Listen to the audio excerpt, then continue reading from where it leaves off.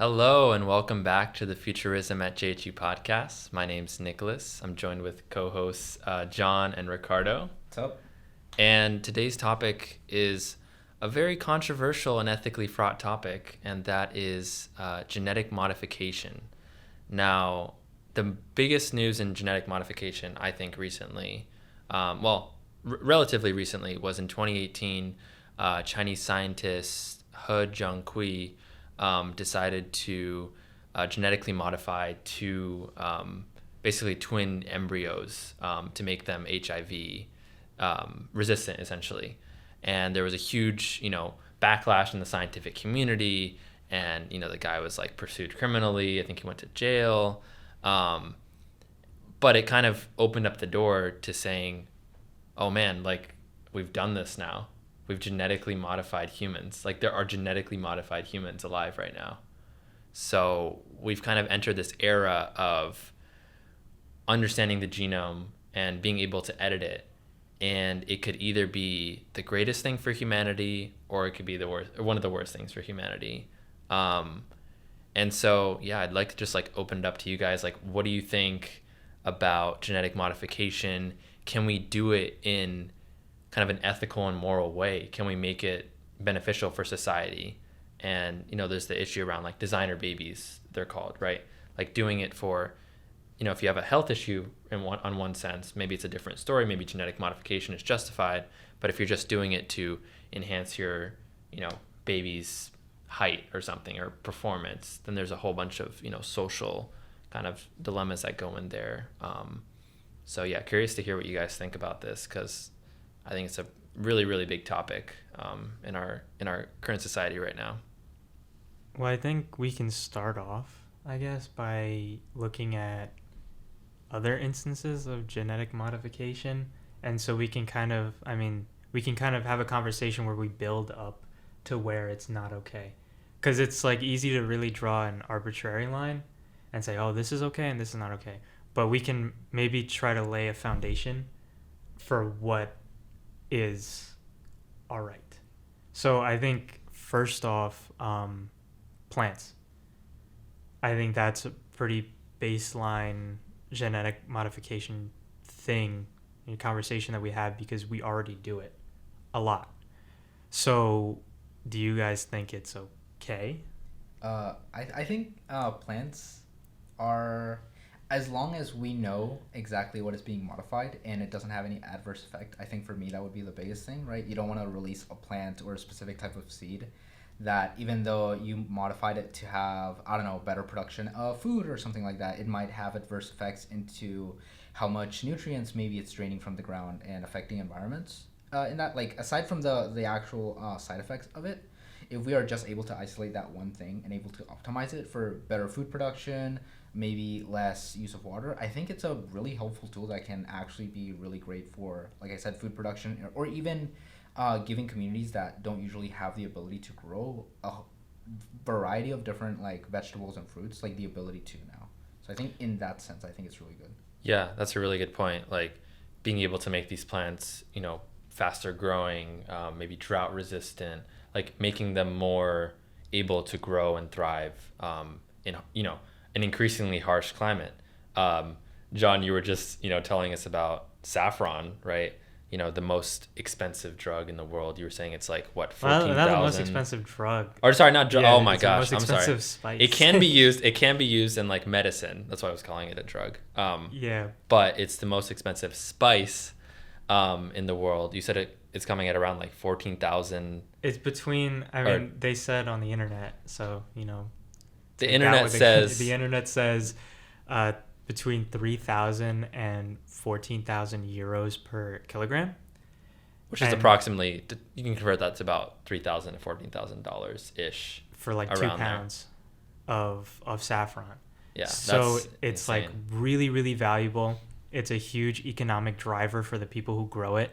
You can look it up, but basically the way it works is the saffron has a flower, and there are 3 little stems in the flower that's the actual saffron that you use. So you can only get 3 like things like this big, from one flower. So you need to grow a lot of flowers, and it's hugely valuable. It tastes really great. I've had the fortune of being able to have tasted some.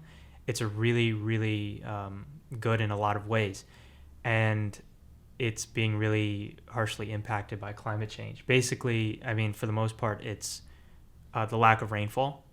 So to combat that, scientists have actually, tried to make the plant a little less reliant on water through genetic modification.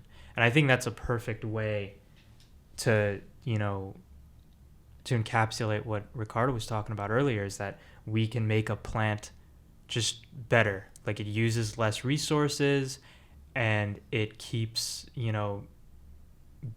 being healthy and being an economic driver and all that stuff. So I think that's a really positive use of genetic modification. So I think we can come to the consensus that for plants, at least, it's a net good thing. I mean, we have GMOs in like every food, and while it has a stigma, it's, I think it's for the greater good, especially as populations keep increasing. We need more food. So if something would make like corn more resilient, for example, I think we have to take that. We can't just ignore the need for genetically modified plants at the very least. So I guess now we can move up a notch to, I guess, maybe non-human animals. Yeah. Yeah, I think we're talking about this, but right now, to kind of create like more, for example, like, the kind of animal farming industry making, chicken, beef, pork, etc. We're kind of using hormones right now, right? And these, very unnatural diets and hormones, and, injecting them with just a lot of crap, essentially. And so I think a good alternative to that, to create more meat, essentially be able to feed more people, is to do genetic modification of the animals and basically modify them in a way that they create more meat. And that way you're doing it genetically rather than through all these, very questionable hormones. So I think that could be kind of interesting. I wonder if it's been done. I actually haven't looked at this, if they've done like genetic modifications of animals to see if they can create like more meat. There might have been something. I don't necessarily like recall a single instance specifically, but I know for sure there have been various genetic sort of upbringings of different things. I know like Dolly the sheep, I believe the example, or where basically they were able to like the first ever like cloning of an animal happened. Oh, got it. The name might be wrong, by the way. No, I think that's right. Yeah, Dolly the sheep. And same thing with like people are now sort of able to clone their animals, so that sort of goes a little bit into like, for example, pets. Like if you, I guess you want to have a copy of your pet, like a dog, you have your favorite dog, he dies, but oh man, I wish I could have something that resembles him again. You could theoretically, something along those lines, which sort of delves into that a little bit. One other thing that I was thinking of, which could be sort of helpful as well, is we know that a lot of insects, specifically like mosquitoes, carry a lot of diseases and are a major spreader of diseases that are carried by blood, stuff like that. So I don't remember if this was actually a thing, or maybe I read it as a hypothetical. But what if we could like modify mosquitoes, where these type of mosquitoes, the only thing that's changed is that they're not able to carry this disease. Malaria, I think, like right? Malaria, yeah. And then release malaria, them into West the Nile, wild, yeah. so that they mate with regular mosquitoes, so that their offspring turns into a mosquito that is not able to carry this disease. So even though we have the same number of mosquitoes, the rate of infection for that specific disease are decreased because one of the pathways for that disease to spread is nullified or nearly nullified. So I think there are instances where that stuff like that could be good also for humans, because we're eliminating a potential factor that decreases the lifespan of someone. But at the same time as well, you have to look into the potential offsides of, sure, we're modifying this thing, but like, what else are we modifying?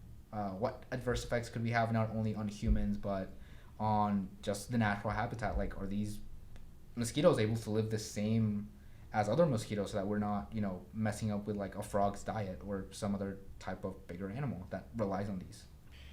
Yeah, that's a really good point. I mean, very rarely Yeah. do things, changing one thing about a genome have no other consequences, right? I mean, like, there are things that you would never think of. We were actually talking about this in the car, where like there was something involving like a debilitating thing for the ear, and it also had consequences for the kidney.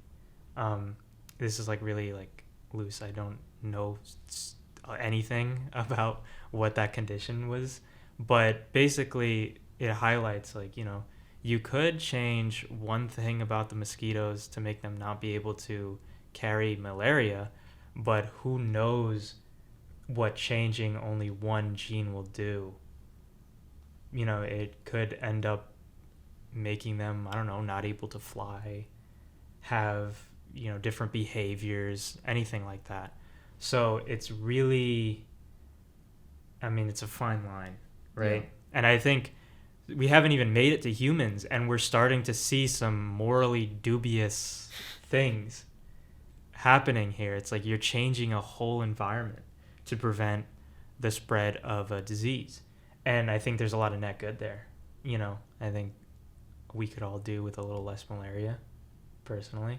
Definitely. It's a huge issue. I mean, that's what like Bill Gates has been talking about for years, is like he's been trying to like promote different methods, from actually the genetic modification I've heard of potentially modifying the mosquitoes so that they can't carry certain diseases like malaria, and then all sorts of stuff from like deterrents and nets and stuff like that. But I think the most effective is to eliminate it at the source, right? And that's the mosquitoes carrying malaria.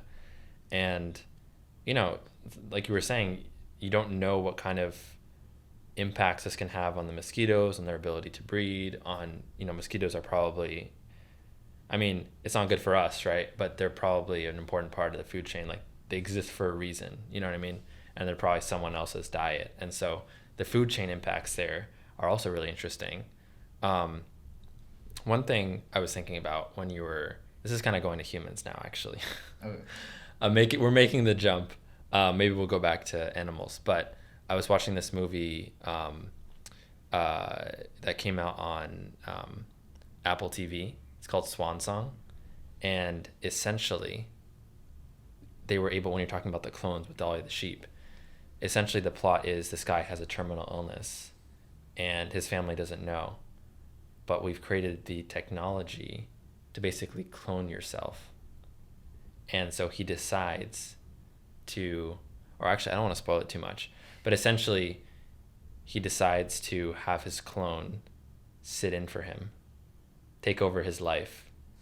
And so that was a really, really interesting, I'm not going to say more than that because I don't want to spoil it, but it's really, really interesting story of like, well, first of all, it's really cool that we can clone humans, but second of all, it raises a lot of ethical issues and like, I don't know. It would just be like, wouldn't you guys think it'd be weird to like see a clone of yourself? You'd be like, it'd whoa, be uncanny. That'd just be like, you feel like in a different dimension. Like, what is, like, you're in some kind of like lucid dream and you're just like created a new version of yourself. That's how twins feel every time they wake up and see each other. Yeah.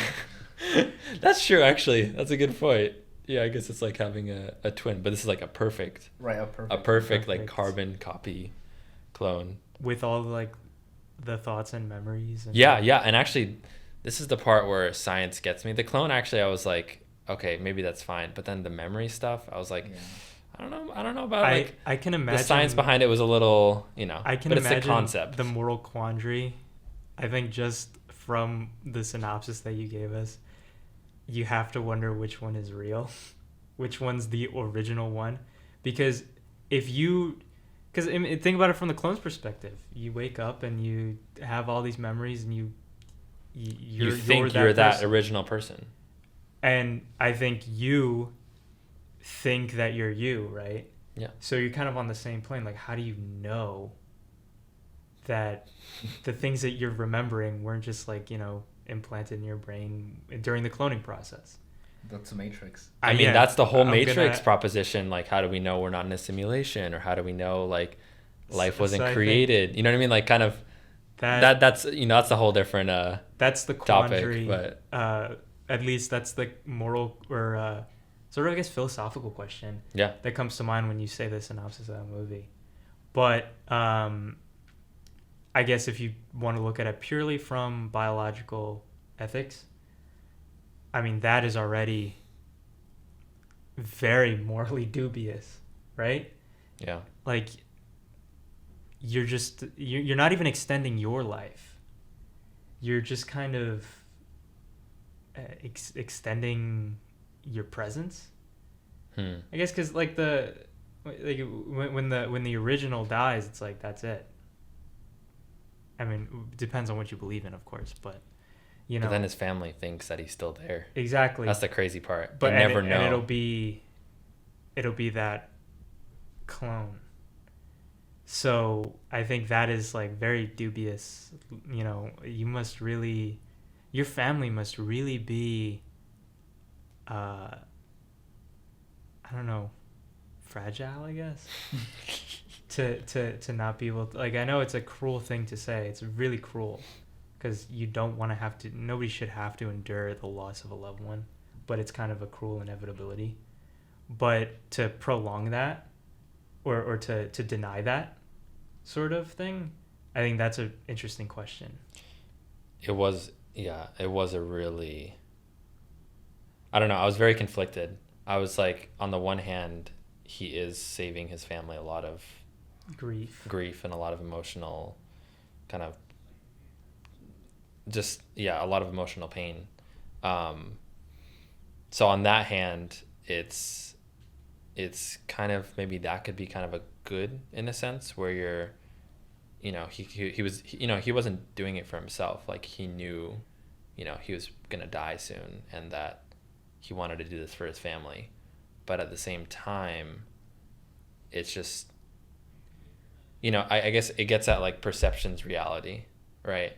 To the family, this clone is the real him, is the original him, but he knows the dark reality is that he's going to be dead and his clone is going to be living his life for him.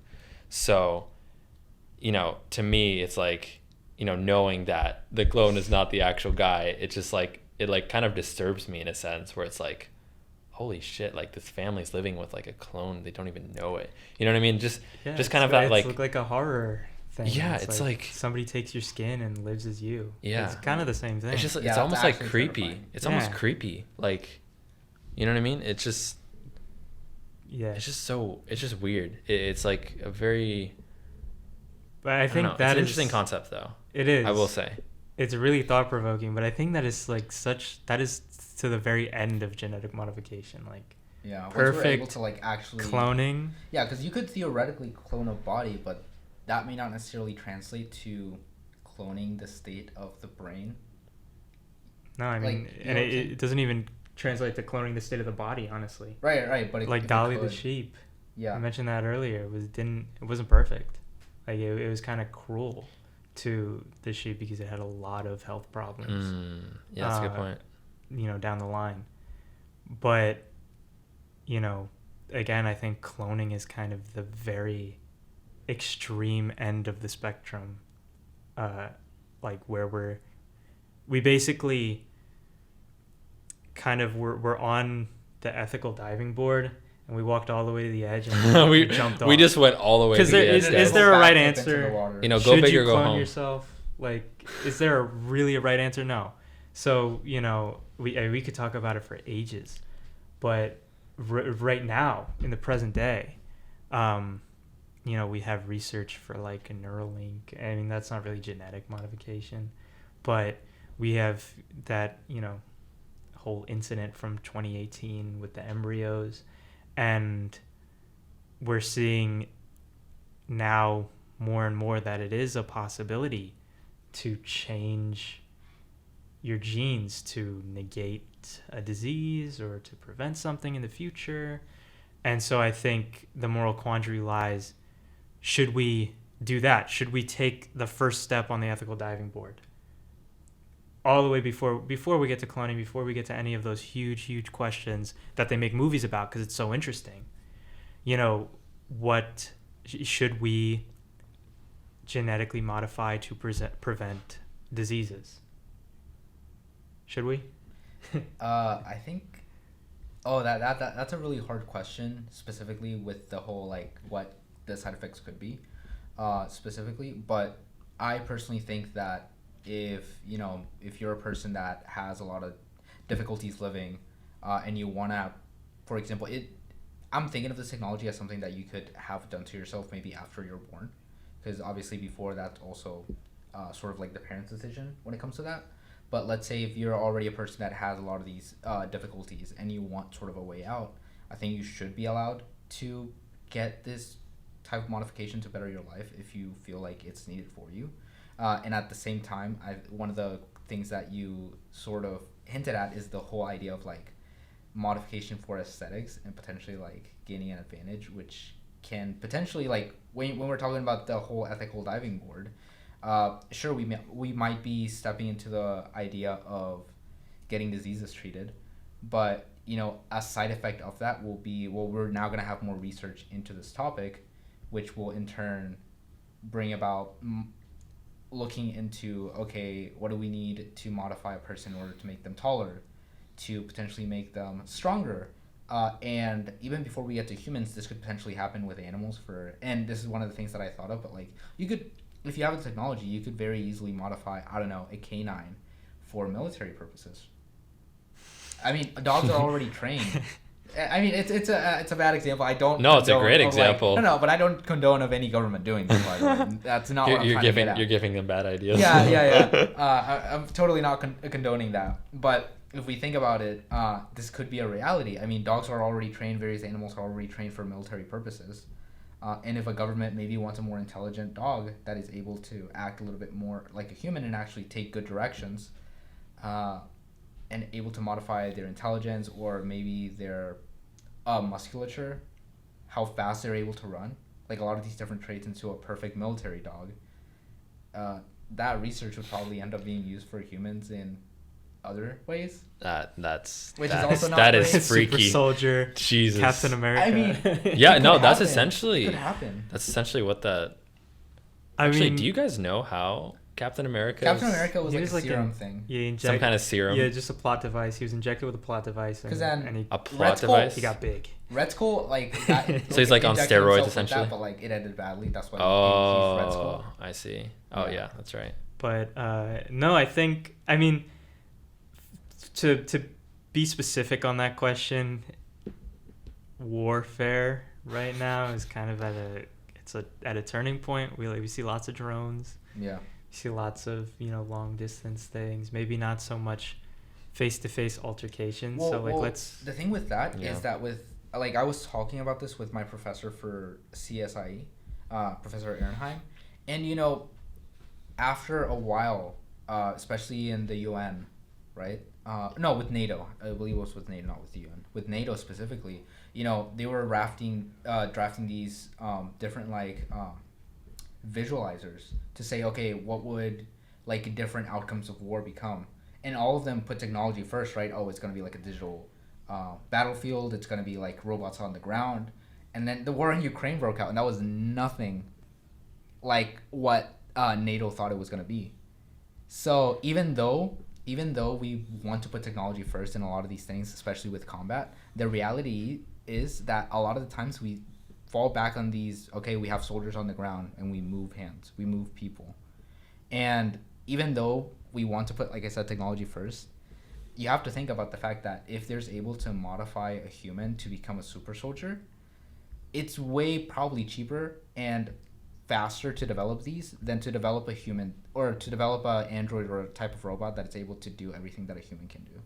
Yeah, I mean, imagine we already, I mean, I think it's a great point. We already fall back on human lives fighting. Imagine if you had a whole army of 7'2", 300 pound, 300 pound, yeah, a whole army of Master Chiefs. Oh God, this is where I draw the line with And genetic and each modification. No, one essentially, has right? has a nice like like a 4 foot tall like wolf of a dog What? or something like that. I mean, Yeah, something insane. going. Bro, So this is a disaster. yeah, it's like that is in its, if you think about it as not a human being, oh man, that's so cool. If you think about it as that's actual human lives, then you know it's like ugh. Yeah, and the whole thing here is that once we open one of these little doors, it leads to many doors that lead down this road, and that's sort of the scary thought, right? We want to do good. We want to be able to use this technology for humanity's sake in good ways, right? We want to be able to give more people food. We want to be able to cure diseases that people really are afflicted by. But at the same time, even that research could potentially be used for something else. And so that's one of the things that we really have to think about when we're wanting to open up these conversations, because one thing leads to another. I mean, we've seen it with dynamite, for example, right? TNT. That was originally used for, was it like being able to tunnel through mountains, to be able to get a railroad, to be able to transport people and goods from one place to another, which is great. But that technology specifically ended up being used down the line for warfare, right? So all the things that we want to do good by and use for the greater good of humanity, I mean, will eventually or could eventually lead to these tragic scenarios. So that's sort of that's one of the reasons why I feel like we have to talk about this and really consider, should we even open this in the first place, or are there better ways to approach this so that we're minimizing the risk of opening? I mean, some that's other why 2018 was such a big deal. Yeah. Because even though there was such a backlash and like scientists were like, we're not going to let this happen, like it's not going to happen again, he opened the door. The door is now open. That's the issue. And you raise a really good point, and I've said this, I've repeated it like a million times, that technology really is a double-edged sword. And we can have all these amazing things from, genetically modified foods, making them grow better, making them, more drought resistant, and, potentially, curing diseases as well. But then you have this stuff with like the military and like, designer babies, and it just, there's this whole other, side of the coin where it's just a disaster for humanity, really. I mean, the designer baby stuff, I think, would create, because in the end, that would be who has the money to do this, right? Yeah. And in the end, that would create a lot of, I think, social tension and a lot of social division. We already have a lot of social division. I think this would bring it to a whole another level. Have you guys watched the movie Divergent? By chance? Or the Divergent series? I know that those books were really popular in middle school and high school. Yeah. That's about as much as I know. So I really like the books and the movies. I don't want to spoil anything in case you want to watch it or anyone out there wants to watch it. But one of the premises is that, I don't know if I can say this without spoiling it, but essentially there's like pures and impures, pure DNA and impure DNA. And so that could be like a kind of an analogy would be genetically modified. This guy has perfect height, perfect looks, whatever, because he's genetically modified. And then this person, well, maybe the pure, I guess I'm translating to like genetically modified, like pure as like a really ideal human, however we define ideal. That's also another ethically fraught kind of thing to say. But, genetically modified versus not. I don't know, maybe genetically modified people will be seen as like the impures and like, kind of, maybe they'll be kind of excluded because they're in the minority. That's, you know what I mean? Then maybe that could be the dynamic. I don't know. Maybe I'm overlooking that. Yeah, I mean, it's X-Men, basically. Oh, yeah, that's true. I think that the also mutants, brings up a good point. I think the X-Men reference is great. If you know about X-Men, usually in the X-Men universe, like all the X-Men are looked down upon by everyone in humanity because they see them as different and because they have these powers that can potentially be really destructive. I mean, Magneto kind of did a whammy to the whole world. He ruined the reputation. But one of the things that I wanted to talk about is with that whole idea of like having like different types of people and potentially classes of people when you're bringing genetic modification into account, is I read a book called Brave New World by Aldous Huxley.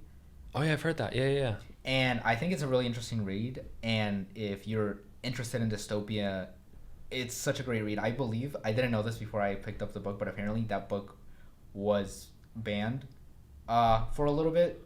Banned? Or or people were trying to ban that book, or governments were trying to ban that book. I don't remember if it was in the US. Or like internationally. I don't exactly remember, but I do remember there were efforts to ban that book. That means it's really good though. Exactly. That's when you know. When they're trying to suppress something, you know it's important. So basically the whole idea of this book is that you have different classes. You have alphas, betas, gammas, deltas, and epsilons.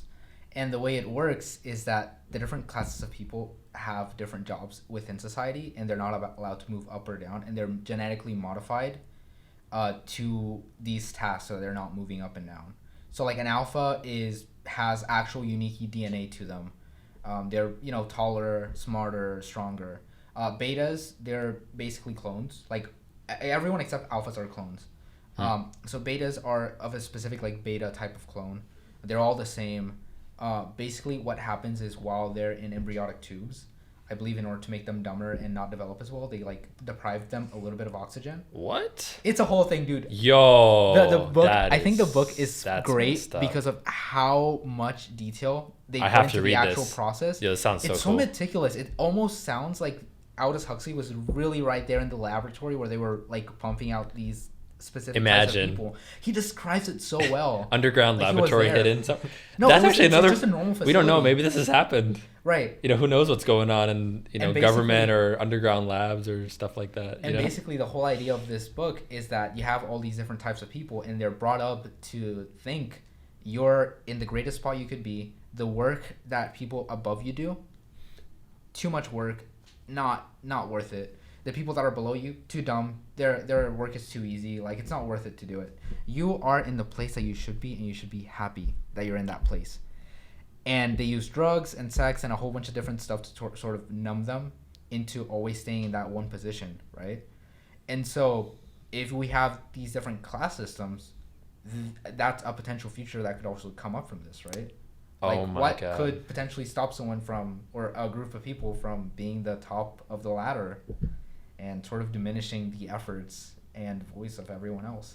That reminded me of another movie. I think I mentioned it before. I'm sorry. Movies are great. Right, exactly. Everybody's movies are thinking so about good. this. Yeah. In Time. It's with Amanda Seyfried and Justin Timberlake. And essentially, I think I may have mentioned this before.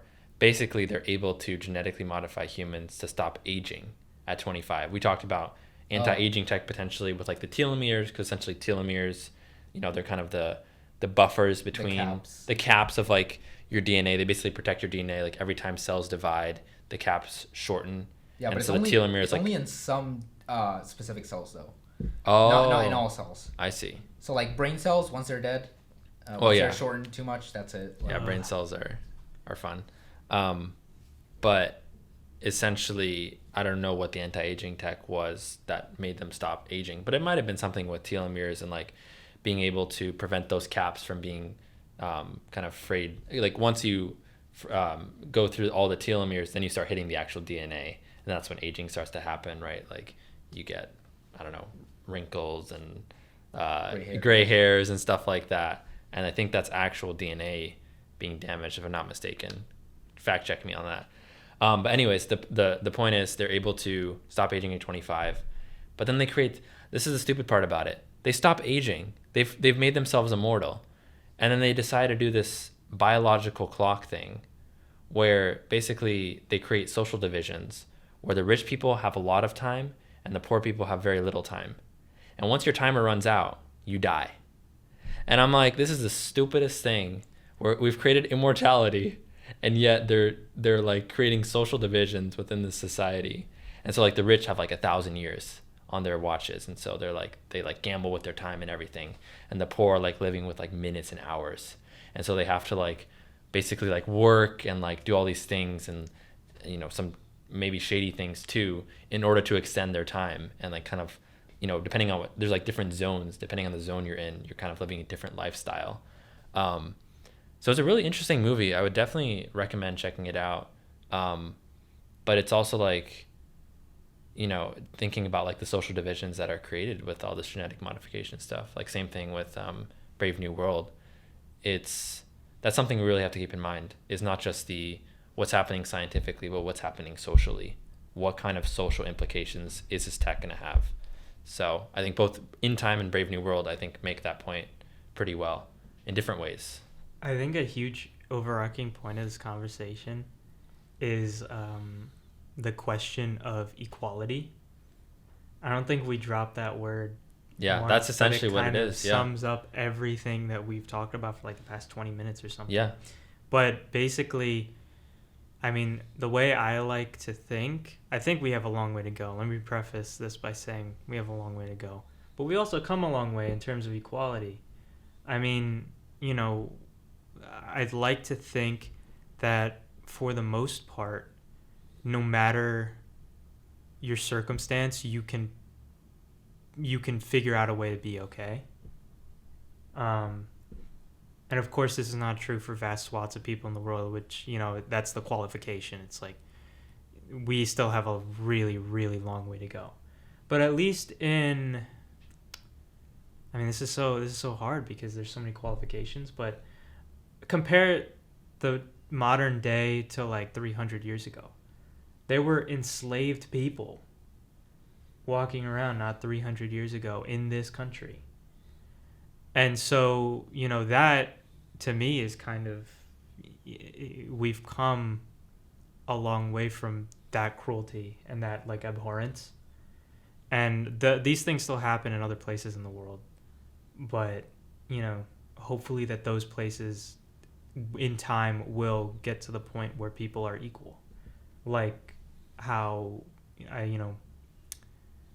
so tough to talk about, but like, I mean, let's use some European country as an example, because I think everybody there is pretty much equal. Like Switzerland, for example, everybody in Switzerland is pretty much equal in terms of, you know, opportunity and things like that, and we've come a long way to strive towards that. And I think introducing genetic modification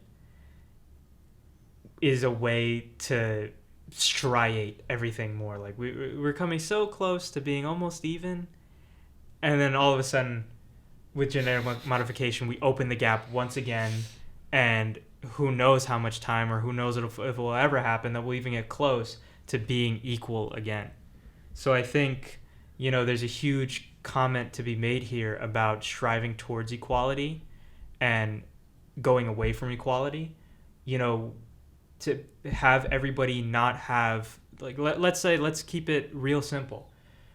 Let's genetically modify human beings so that everybody is born with 2 functioning arms and 2 functioning legs. That's not something that everybody has the luxury of having, right? So I think that would make everybody a little closer to be equal. I think the question as well would be, what do you categorize as functioning? Right? Because you could have just, maybe your family has a history of just having kind of weak legs versus weak legs. I don't know, it could be, right? Or maybe That's you have a deficiency in your legs where you can walk, you can get pretty far, but after a while you might need to take way more breaks than a regular person. You might not have the same opportunities to play soccer, for example, which is a very demanding sport.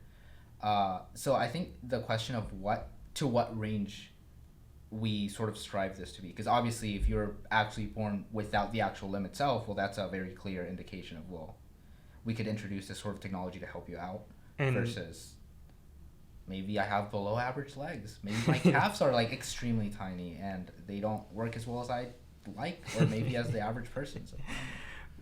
And I mean, there's also something to be said, like, who says that being, you know, an amputee or likewise inhibited, who says that is like a bad thing? So many people have found success, I guess, in spite of that. It's really hard to talk about this, because it's like you can't, these people are not stats and they're not like examples, they're like actual human beings.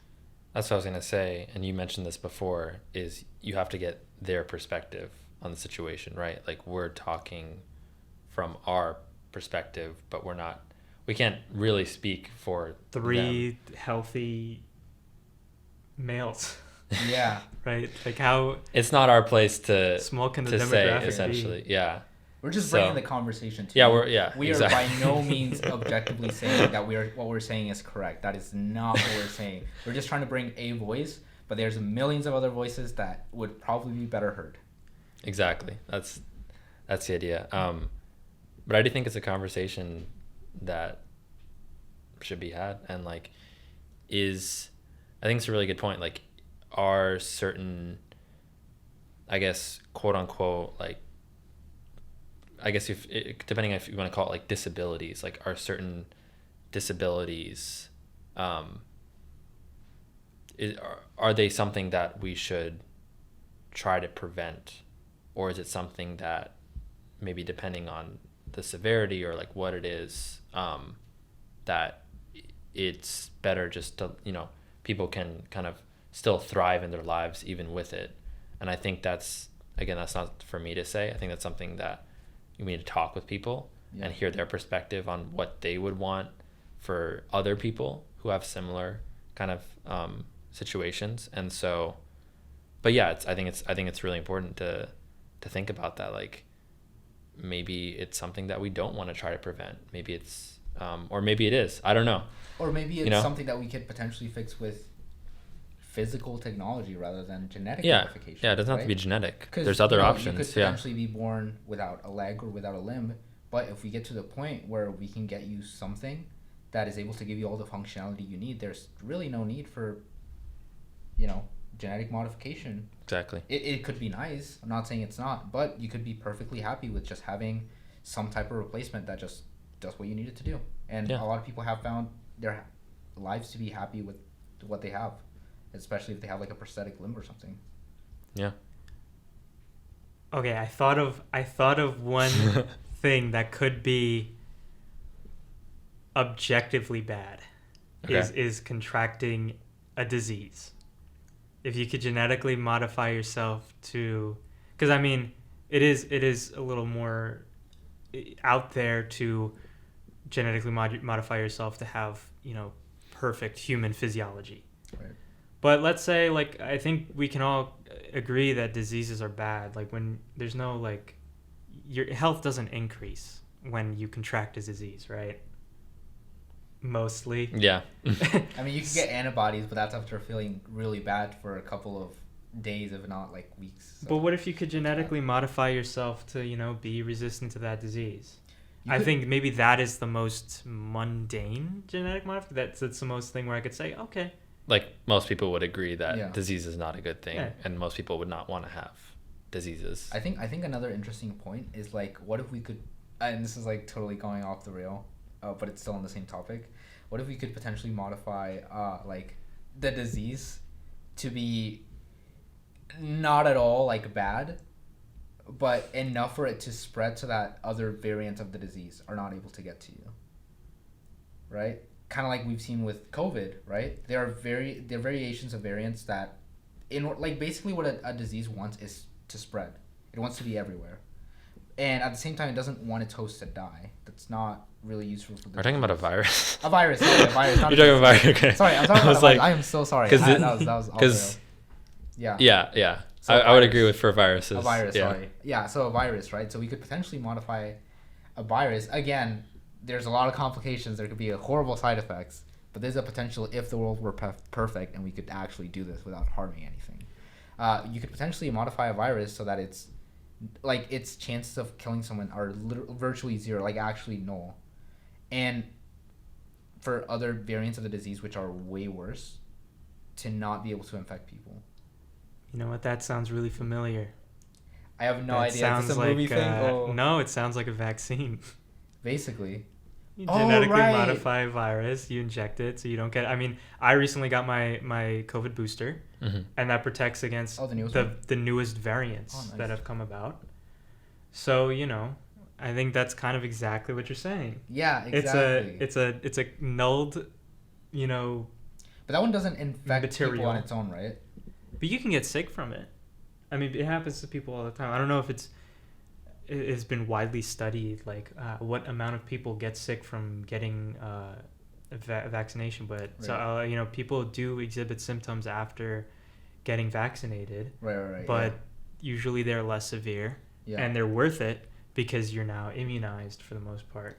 Yeah, but I think the difference with that, I don't think is like when you get a vaccine, you can infect a person with the right. Yeah, like, I mean, no, that would be like the only difference. I don't think you. I don't think be so, no. Contagious. Yeah. But I mean, you seem very pensive suddenly. I don't know. I was just thinking Yeah, about think it. that I was topic like, vaccines- dang, that's interesting. Because like, basically targeting. I guess we're talking about a virus. Because that's what I was like when you say disease. Yeah. Disease is like kind of a different. Yeah. Terminology, yeah, I'm sorry like about that. SARS-CoV-2 virus. Yeah. Is yeah. trying to spread obviously without Yeah. killing its host. COVID-19 is the disease that's caused by SARS-CoV-2 infection. So like, Right. just like, sorry, that's my like science making No, that you're distinction. perfectly fine. But That's great. it is really interesting to think about genetically modifying the virus itself, because in the end, it's not the virus spreading that's the problem. There's viruses everywhere. We have Yeah. viruses in our body right now that have been there for however long humans have been there, but they're harmless. And same thing with bacteria. We're actually made of more bacterial cells than actual human cells, but like it, they work. Actually, most of them are neutral or actually beneficial for the body. Like they work with us and like help us like digest nutrients and things like that. So that's really interesting. Is who cares about SARS-CoV-2 getting infected with it if it's not actually going to do anything to your body, right? If we can create like a harmless version, kind of like essentially like getting the vaccine. I mean, it's not like fully harmless, obviously, because you're still getting an immune response, but it would be really interesting. Like in the end, that's what we care about, right? Is not getting humans sick and not putting in the hospital and not having humans die, right? Like SARS-CoV-2, if it were, rendered harmless potentially. But that's kind of difficult at this point because now the variants are all over around the world and it's constantly mutating. And so not sure we're going to be able to do anything about that at this point, but it is an interesting idea for other viruses. If you can modify the virus itself, maybe, but also how would you like get that to people? This isn't a you know what I mean? world where we can actually do this. It's just, it's just a thought. That's it. No, I mean I think maybe we've reached a comfortable place on the ethics diving board, right? Because I think I agree. Yeah, disease is something. I don't want to speak for everyone, but I think pretty much everyone would say disease is not a good thing. Yeah, you don't like no one haven't wants heard someone personally disease. Say, "Oh man, I'm really glad I got sick." Unless maybe you have a final exam or something. Finally I got COVID. Exactly. Yes. Or maybe you were dreading it. Maybe you were dreading getting it, and now you have it and it's gone, and you're like, "Okay, at least I don't have to worry about it for a little bit." But we But talked actually, with dealing with it is probably not great. yeah. It's true. It's true. We went with plants. We was like, okay, it's pretty good to genetically modify plants to make them more resilient. Things like that. And people may disagree with that. There's some people who say, let's not mess with nature at all. Oh, right? Let's just like that's true, let it but- be. Like plants, humans, animals, whatever. Just do not That's touch actually- nature. that would That's be the happening. that's Don't mess with probably- nature because it's like Jurassic. Now I'm pulling another movie, Jurassic Park, where the guy says nature always finds a way, right? Like when we screw with nature, nature's gonna find a way to like screw us back. Like it's gonna maybe there's like some like karma involved where it's gonna 'cause like it's like a whole hit us on imbalance the that back just end. throws Exactly. everything off. We're messing with something that's been designed, well, not designed, but it's evolved over way longer than we've been here, and we're messing with things that we don't 100% understand. We can't control. Even with like CRISPR, we never mentioned CRISPR, which is kind of crazy. That's like the technology we're using to do genetic modification. It's kind of like genetic scissors, essentially, where you can like snip things or snip DNA. But even that is not that precise of a technology. Like I was reading stuff like when you're doing the cutting, like it's not that precise. Like you can still affect other genes as well. And even if that gene, you are really precise and you just target that one gene is going to have other functions that you don't know about. And that's why you're saying like there's unknown ramifications of targeting one thing and it affects a whole another thing. And that thing could probably potentially be worse than what you were trying to prevent in the first place. And so there's just a whole that is an entire scientific other angle of the argument. I mean, and so people may say just don't mess with it in the first place. Like we should not mess with nature. Nature was meant to take its course, but maybe that's not good for humans. You know what I mean? Like with diseases and things like that. I mean, I think I would lean towards trying to prevent diseases because I want humans to thrive. But again, who knows what other problems that could cause, right? Trying to prevent this one disease, maybe that causes another disease. You just don't know. Right. So yeah, I think basically we talked about plants. We were like, oh yeah, it's okay. Talked about animals, and it was like, oh, it's a little dubious. And then with humans, we went way off the deep end with cloning and things like that. We kind of dialed it back. We said we considered, things for growing limbs and stuff like that to make sure that everybody's a perfect physiological human. And then we kind of dialed it even more back and say, disease is bad. Let's try to prevent disease. And what you're saying is just get off the diving board.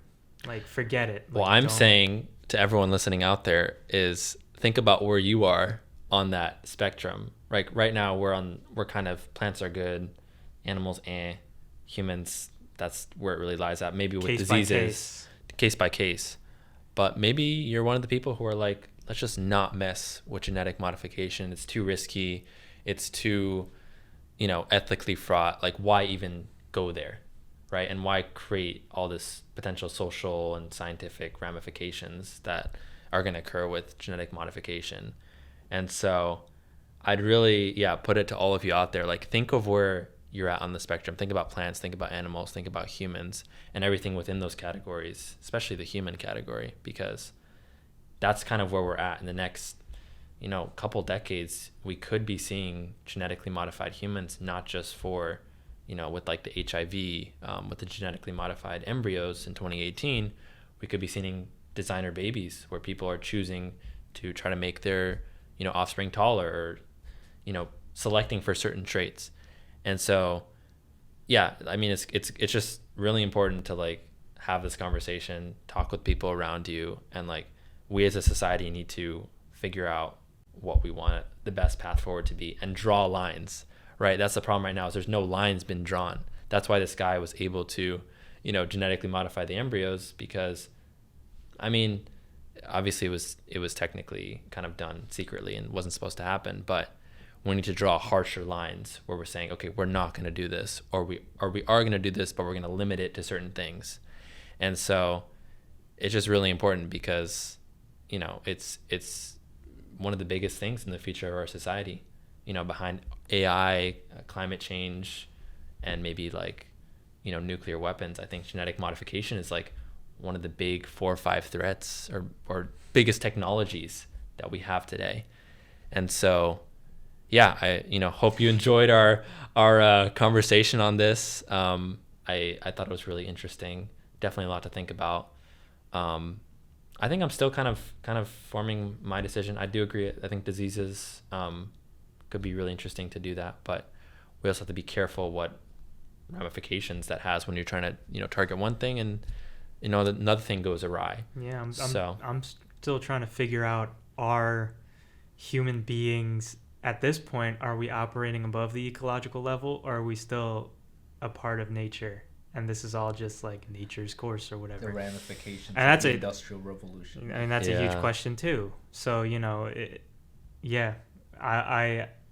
mean, I think the way I speak makes me seem like I'm pretty concrete in one house or the other, but really I'm just as confused as everybody else. I promise. It's such a new technology, right? And it hasn't been talked about enough. And so that's why we need to talk about it more.